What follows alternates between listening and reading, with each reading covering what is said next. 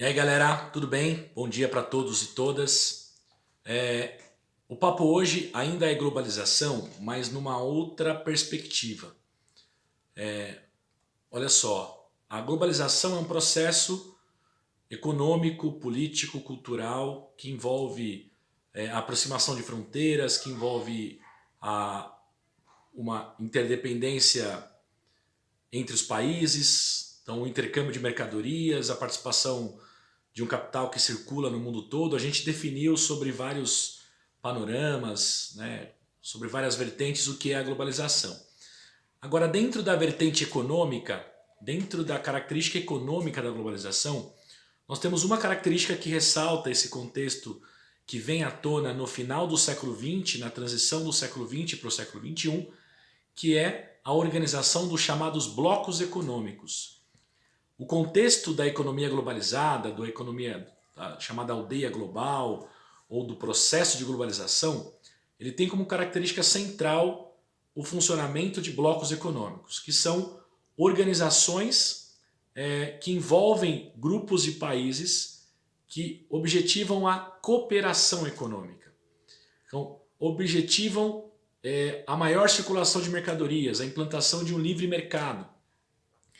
Então, muitos analistas da geopolítica, muitos teóricos da geografia econômica e política chamam esse novo contexto da globalização de mundo multipolar. E a expressão multipolar, ela vem justamente de encontro com essa perspectiva da globalização. Então, a perspectiva dos blocos econômicos. Os polos de poder não são mais apenas, não são países, mas sim grandes blocos econômicos.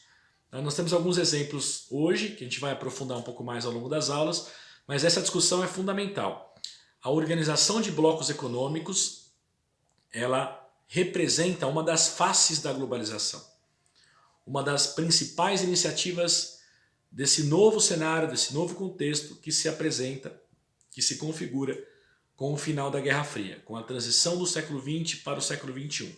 Então esse é o debate fundamental. Considerando os tipos de bloco econômico, eu pretendo discutir com vocês ao longo das aulas quais são os principais blocos, e aí a gente vai se debruçar, por exemplo, sobre o que atualmente representa a União Europeia. A gente vai se debruçar para o que representa o Mercosul, por exemplo, então a Aliança do Pacífico. Então a gente tem várias iniciativas, a Comecon, os países andinos, a Commonwealth, tem vários grupos, vários blocos econômicos em funcionamento, e cada um tem uma característica.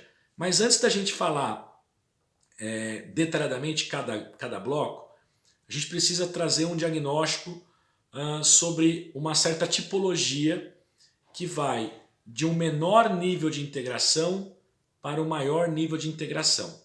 Então o que eu estou chamando aqui de menor nível de integração?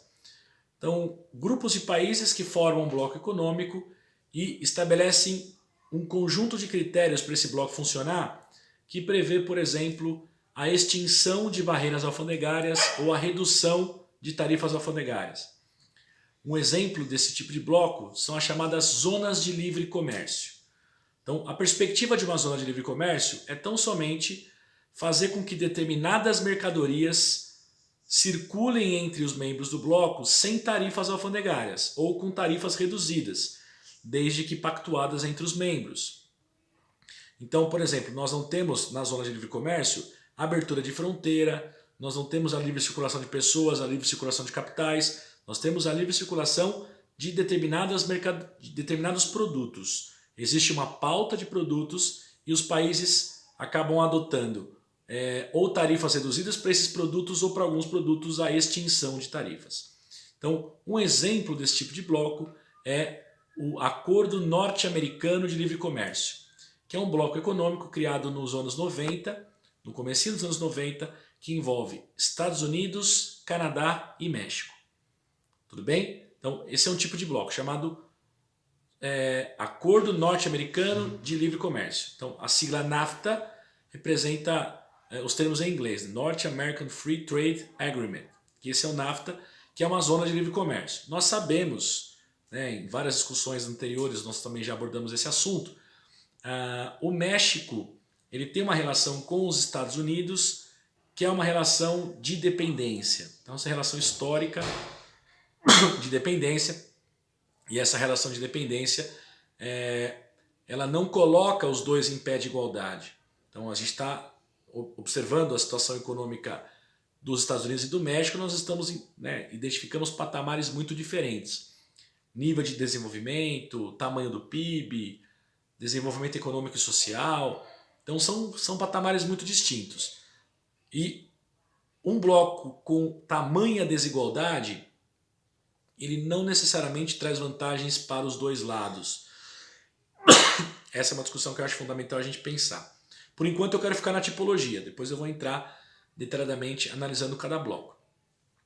Partindo da zona de livre comércio como uma primeira tipologia, eu quero avançar um degrau para uma tipologia que prevê um maior nível de integração. Então, um tipo de agrupamento de países, um tipo de bloco econômico que prevê a criação, o funcionamento de uma zona de livre comércio e mais um elemento. E esse elemento a gente chama de tarifas externas comuns. Então, nós temos grupos de países que funcionam como uma zona de livre comércio e adotam tarifas externas comuns. Ou seja, entre os membros do bloco, as tarifas adotadas em transações econômicas fora do bloco, com outros países, ela é a mesma. Então nós temos um grande exemplo desse bloco que eu não vou aprofundar a avaliação aqui com vocês, que é o Mercosul, Mercado Comum do Cone Sul. Então a gente chama esse tipo de bloco de união aduaneira. Então o que prevê uma união aduaneira? A criação de uma zona de livre comércio, o funcionamento de uma zona de livre comércio, onde um conjunto de produtos circulam sem tarifas alfandegárias ou com tarifas reduzidas, e a adoção de tarifas externas comuns. As tarifas praticadas entre Brasil e países europeus e entre Argentina e países europeus é a mesma, para que não há a proposta desse tipo de iniciativa e que não haja necessariamente uma concorrência entre os membros do bloco. A ideia é justamente para que eles funcionem como uma união aduaneira. Então, a análise propriamente dita do que é o Mercosul, ela vai ficar para um próximo momento. E nós temos mais uma tipologia que representa, na verdade, representam estágios do que foi a União Europeia. Então a gente começa como um mercado comum. Então a ideia de mercado comum já prevê, no momento que a União Europeia ainda funcionava como mercado comum, já se previa as 4 liberdades: liberdade de bens, pessoas, serviços e capitais.